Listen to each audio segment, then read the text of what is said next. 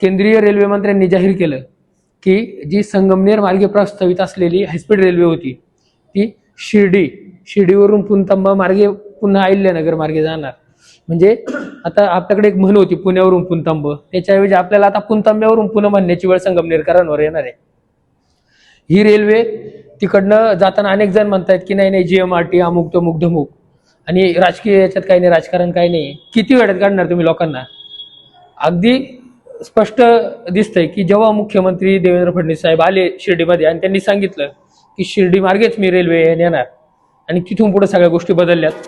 तोपर्यंत इकडचे रूट प्रस्तावित जाहीर झालेले होते.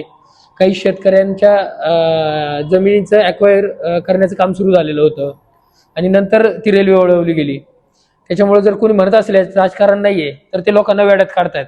आता सगळ्यात महत्वाचं म्हणजे ही जे कारस्थान आहे सगळं संगमनेरचा विकास खुंटवण्याचं कारस्थान आहे असं एक संगमनेरकर म्हणून आम्हा सगळ्यांना वाटतं. यात राजकीय हस्तक्षेपाचं तर तुम्हाला मी अगदी स्पष्टच सांगितलंय.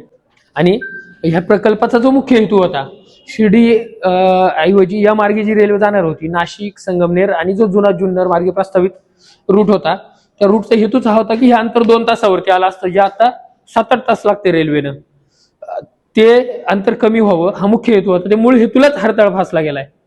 आता GMRTच्या नावाखाली जे काही चाललं, अगोदर GMRTला अडचण नव्हती आणि नंतर कुणाला तरी ती रेल्वे इकडून न्यायची नाही दुसरीकडून न्यायची म्हणून GMRTला अडचण निर्माण झाली. आता त्यातला पुढचा आणखी मुद्दा असा बघितला GMRTच्या बाबतीतला, तर जगभरात अशा एरियांमधनं रेल्वे नाही आहेत का? आहेत.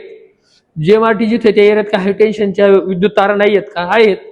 मग तरीही ही नाटकं कशासाठी? आणि याच्यावरतीही पर्याय अनेक आहेत. ते पर्याय वापरून तंत्रज्ञान वापरून जगभरात असे प्रकल्प राबवले गेलेत अशा संवेदनशील ठिकाणी. भुयारी मार्गाचा प्रकल्प करता येऊ शकतो, भले तो खर्चिक होईल, त्याला पर्यायी शिल्डेड प्रकल्पाचा एक पर्याय आहे. किंवा एक 5-7-8 किलोमीटरचं अंतर वाढेल, मी म्हणतो अगदी 20 किलोमीटर अंतर वाढू द्या, तरीही त्या प्रकल्पाला वळसा घालूनही जाता येईल. परंतु तसं न करता अगदी रूटच बदलून टाकायचा आणि संगमनेरकरांना रेल्वेपासून वंचित ठेवायचं, संगमनेरला विकासापासून वंचित ठेवायचं. आमची जी शेतकऱ्यांची लेकरं आज इथनं जाणं येणं शक्य होत नाही रोजच्या ट्रॅफिकमुळं, अंतरामुळं. जी रेल्वे झाली तर 1 तासात सकाळी कामावर जाऊ शकते, संध्याकाळी 1 तासात आईबापांजवळ येऊ शकतील, कुटुंबाकडे लक्ष देऊ शकतील, त्यांची सोय होईल. सगळ्यांचं नुकसान यामुळं होणार आहे. त्यामुळं मी सगळे संगमनेरकर म्हणून शिवारमी शेतकरी संघटनेच्या माध्यमातून आज आम्ही निवेदन दिलेलं आहे.